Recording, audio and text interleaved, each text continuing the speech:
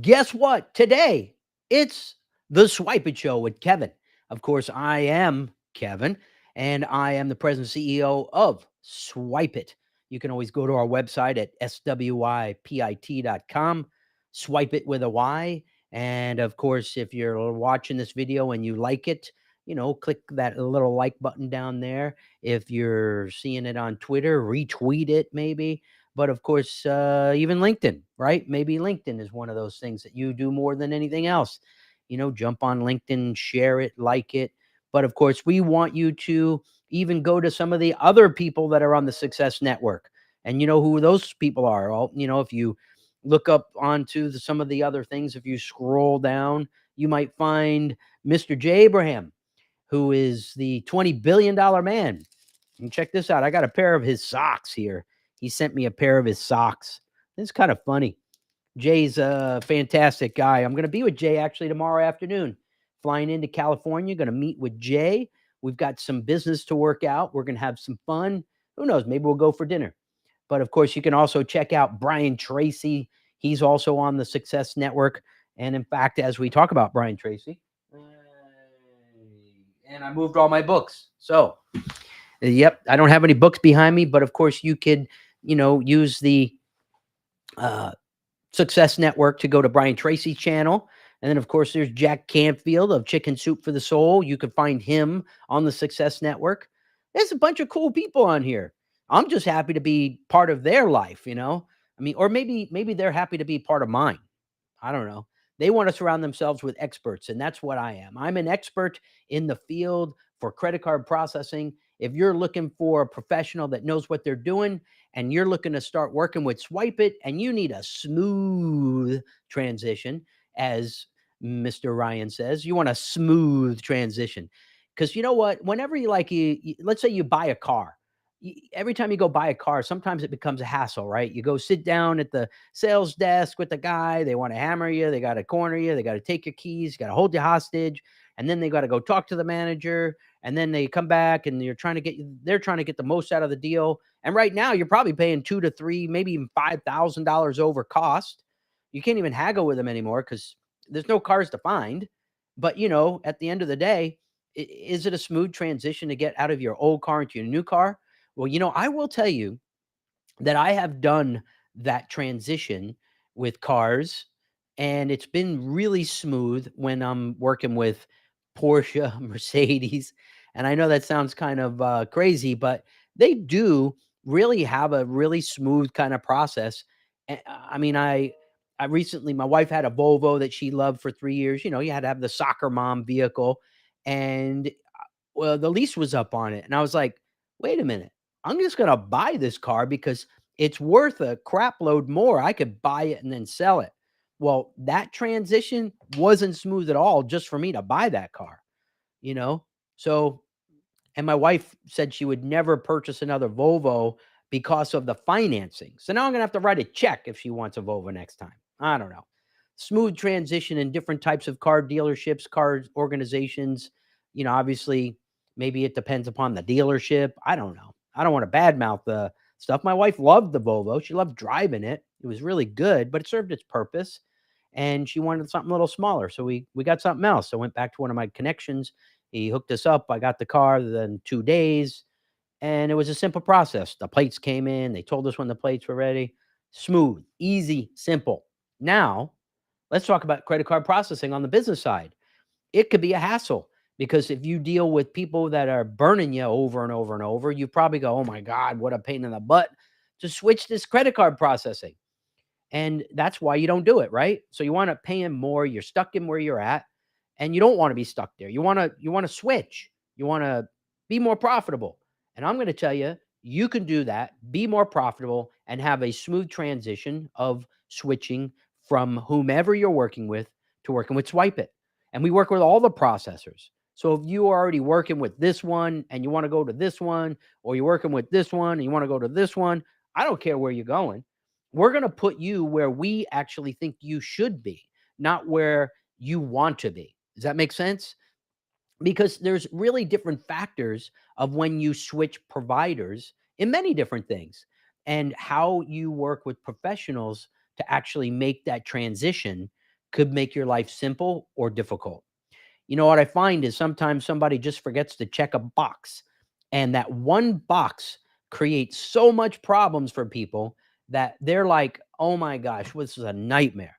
That one little box could be the difference between you getting your funds 1 day, 2 days, or maybe even 5 days. Imagine processing credit cards and waiting 5 days for your funds, and it's like, I need money, right? I mean, right now, this day and age, most everything is 1 day. You typically, if you settle before a certain specific time today, which is the way it should be, deposit tomorrow. That's typically how it should be. You know, if you're a restaurant, well, it's not going to be tomorrow, it's going to be the next day. But I do have a processing company that if you don't care about certain factors of how they work, they'll get your money to you in about 4 to 6 hours. I mean, think about that for a minute. 4 to 6 hours. Now, to have a depository account for your funds that works in, you have to work with certain banks. So if you work with Chase or Bank of America or Wells Fargo, you know, all the big, huge gazillion dollar bank organizations out there, they're probably part of that network that will allow that 4 to 6 funding capability. And when you switch over with us, it's just all automatic. Pretty cool. And you know, now we've got smooth transition. You've got your funds coming in faster. You know, another little thing that causes people grief for a smooth transition is maybe you're doing 30, 60, 90 days later and you start getting a ton of chargebacks. And you're like, wait a minute, what the heck is going on?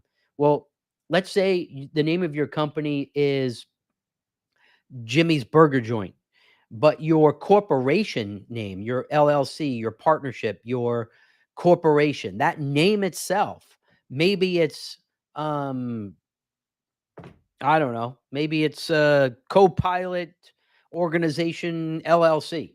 And Copilot LLC, when that comes up on my statement, I'm going, what is Copilot LLC? I don't even know where that's at. So I call up my card issuer and I go, "Hey, I wasn't at this place." And they go, "Okay, how much money do you want back?" "Well, it says 50 bucks. I want my 50 bucks back." So now there's a chargeback to that consumer, to that merchant, by the consumer, by me, because I didn't recognize the name on my statement. That's called a card descriptor.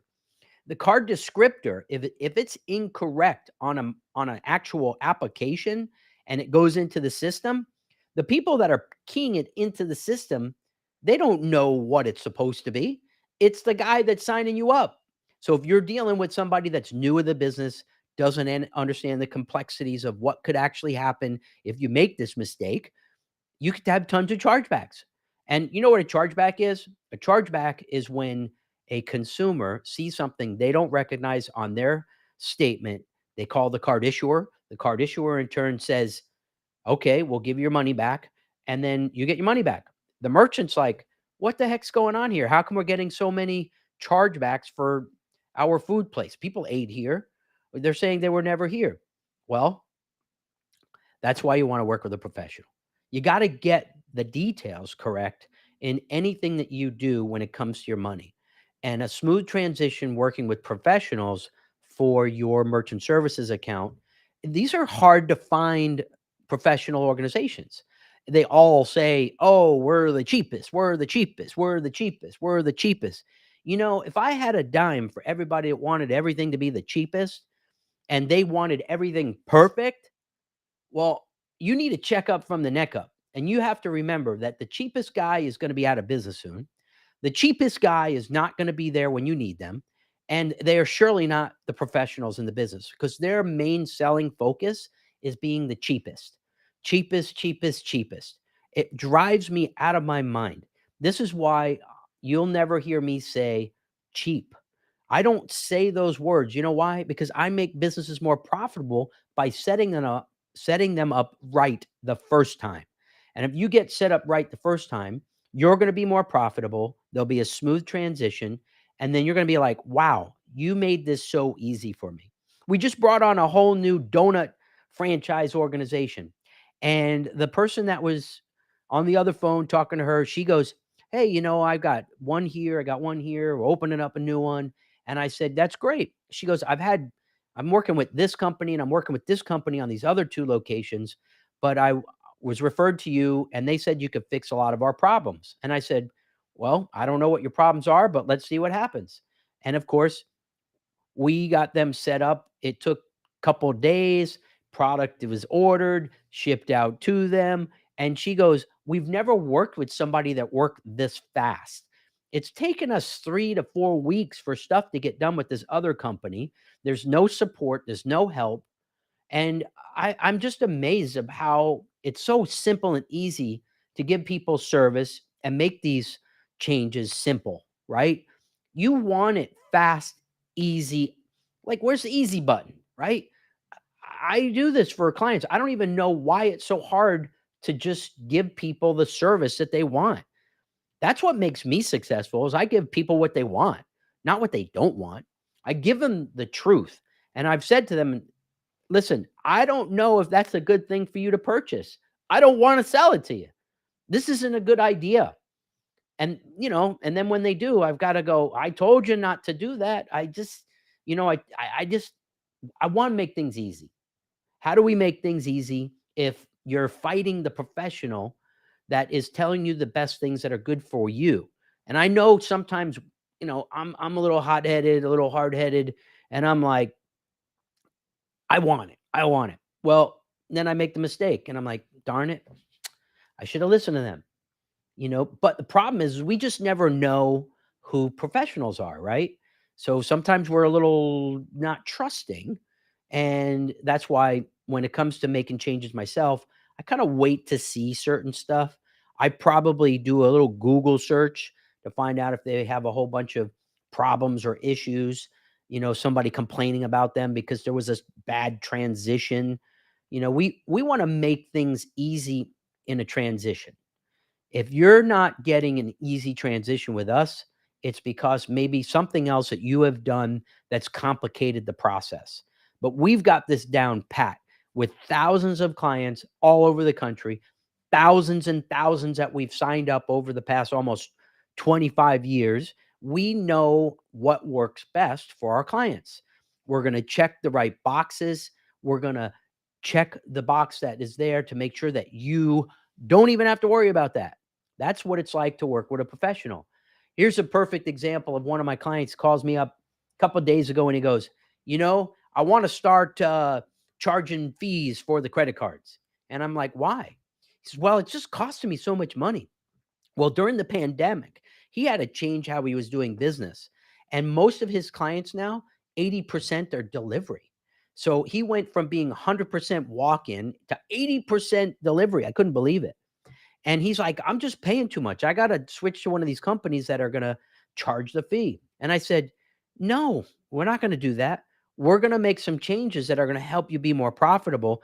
It's still gonna pay a little bit more because your transition's so drastic, but we don't wanna make such drastic changes that when you go back to having more 80%, I'll say 80%. In this case, 60% is gonna start walking in again here shortly. They're in an area of the country where there's still a whole bunch of, stuff going on. I don't know. I won't go into the politics of things. But I said, "Let's look at what you're doing and how you're doing the transaction." In this case here, he has a credit card terminal, and this is one of the latest, greatest machines nowadays. This happens to be a Verifone T650C, and I'm one of the only companies in the country that offers this product. Well, this is like it's kind of like an iPhone, right? It's kinda cool, but it's just a touch screen. Well, it's not portable, you can't take it. It's usually cables and, a power cable, but it does connect to your business Wi-Fi, but I'm holding it so it's easy to show you. But let's just say when you're doing a transaction and it's a retail transaction, so face to face, type in the amount, press enter, the customer sticks their card in or you put their card in, it spits out a receipt, easy peasy, it's gone. But if you're hand keying the transactions like this merchant has been doing for so long and complaining about fees, what he's been doing is there's certain things the card issuers ask for when a transaction takes place. So he'll type in the amount, and then since he can't chip the card, he presses enter, and now it says is the card present, yes or no? So if you press the card present no, it will then prompt for specific information. So it'll ask for the address. So if you lived at 123 ABC Street, because this is a touchscreen, you could actually put in 123 ABC. If you don't have one of those kinds of terminals, you would just put in 123, which is the actual part of the address that the card issuer is going to recognize. Press enter. Goes to the next field, and it's going to ask for the zip code. You put in the zip code, go to the next field, and it's going to ask probably for a CVV. Now, when you're doing all those things with the terminals and how we set people up, we're going to gather as much information that the card issuer is requested at the time of that transaction, which qualifies for what? The best rate structures. So, what do you think he was doing?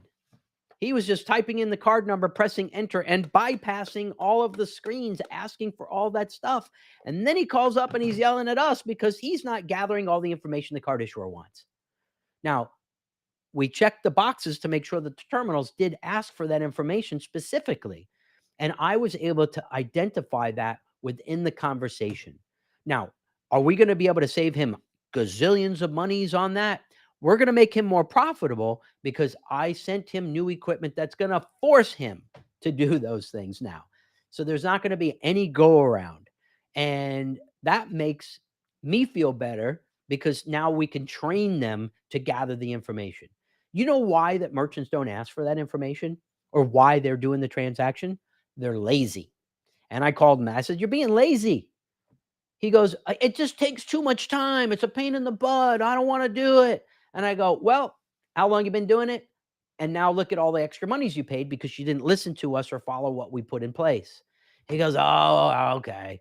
So now he's going to be more profitable because he's starting to listen to us. Now, granted, this is a very good friend of mine, and did give him a little more grief than I would give the average client because I've known him for the past 30 years. In fact, I used to work for his father. It was one of my first jobs I ever worked at. But, every time that I get the opportunity to tell people what they really need to do, I've got to explain it to each individual in a different way. But if you're a business owner and you've been, thinking that you might be getting burned or you've been burned and you're thinking the next company you go to is going to burn you again, think of Swypit. We'd be happy to help you and maybe do anything that you can do that would be really, really helpful in being profitable in your business. Thanks, Melissa. It is good information. But of course, we're here to help you. We're not here to, you know, sign you up and say, "See you later, bye," and never help you. We make such a small profit on your merchant account that we're trying to create these long-term relationships. And when you have a long-term relationship, you just have to make money in the long run, not, you know, like this. We don't want to make money like crazy money. We want to make a little bit. So it's called pennies, nickels, and dimes. And those pennies, nickels, and dimes that we're making on a merchant account, really, it's all about volume. And when you're processing billions and billions, it's a volume thing. But we're just trying to help our clients do the best that we can for them. Of course, we're here to help people. We don't want to hurt them. But, if you have any questions, you can always give us a ring at 877-379-9748. You could see us on LinkedIn. You can message me on LinkedIn. And if you do message me on LinkedIn, I'm going to ask you this one question. Make sure that you said, "I watched your show and I'm interested in more information about certain factors." And then that will give me the ability to be able to help you and do whatever it is, have a conversation. But I get so many people that want to connect with me on LinkedIn. "Hi, I have this product in our service and I think we'd be a good fit." Dude, stop sending me those messages.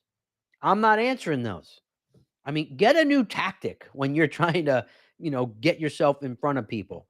I'm so enamored with these things that I'm just like, they need a new marketing company. And that's what's also happening. People are using the same marketing company. I got a really good marketing company. It's not going to do that. And they could help you. If you were part of our inner circle, we would obviously recommend people that could help you in your business and maybe have a smooth transition to a new marketing company, right? Smooth transitions. And I find that I want to surround myself with professionals. And the reason I want to surround myself with professionals is because they will then have a smooth transition. Again, it's all about the experience of when you do these transitions. We actually transition companies so easily on their credit card processing. We make it easy for them to leave us. Who does that? Well, I do. I do. Because I'm never going to give you a chance to leave me. I'm not going to give you a reason to leave us. We're going to set you up right the first time, and that you are going to want to tell all of your friends, family, relatives, and I don't care where they are in the whole country. We don't have to be there. If you're a big enough company and you need some assistance and there's so much convoluted stuff going there, I will fly there. I will come to you. Yes, I do that. I'm doing it all the time. It's because we care about people. And you know what? People help people. And that's why we've been very successful at what we do. And we want to do the best we can for you. But, obviously, we've got 20 minutes into the show today, and we're very excited to be talking about what it's like for a smooth transition to work with Swypit. You're watching the Swypit Show on the Success Network. I am Kevin Hodes, and we love our clients. And if you want to reach us, like us, tweet us, I don't care how you reach us, just call us. We're going to be here for you. Ryan, go ahead and take us out until the next time you see me on the Swypit Show.